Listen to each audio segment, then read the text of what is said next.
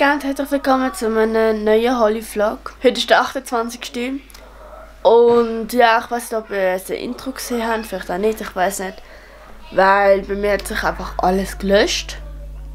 Also auf einem Movie. Und ja, ich glaube, ich habe irgendetwas Druck gehabt, dass sich einfach alles gelöscht hat. Also nicht, dass Videos jetzt weg sind, einfach meine Projekte, die ich schon zusammengeschnitten habe. Und ja. Auf jeden Fall muss ich das jetzt irgendwie machen, aber ich habe jetzt alles abgeladen und das heisst, es kommen Vlogs 2 Tage verspätet.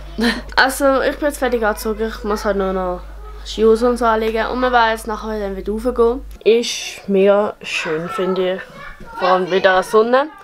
Und ja, wir gehen jetzt fahren und dann sieht man sich dann mit der GoPro wieder.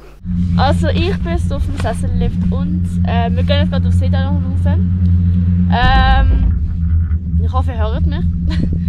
Und ich werde wahrscheinlich ein paar Sachen wieder mit der GoPro aufnehmen. Und ja, so auf dem Helm drauf und dann aufnehmen, ihr wisst. Und ja, dann sehen wir uns später.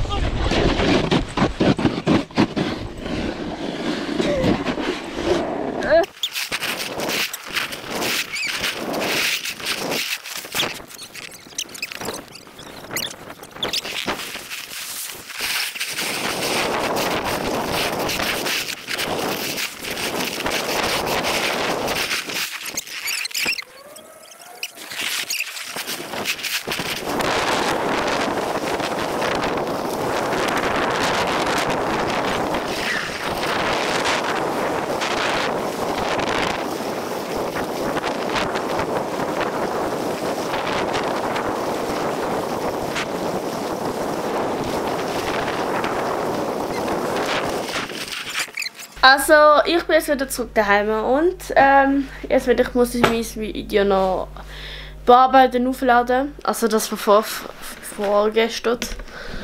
Und ich habe sehr viel Stress. Aber ja, ich muss es irgendwie schaffen und ja. Auf jeden Fall sehen wir uns später dann wieder, wenn irgendwas passiert.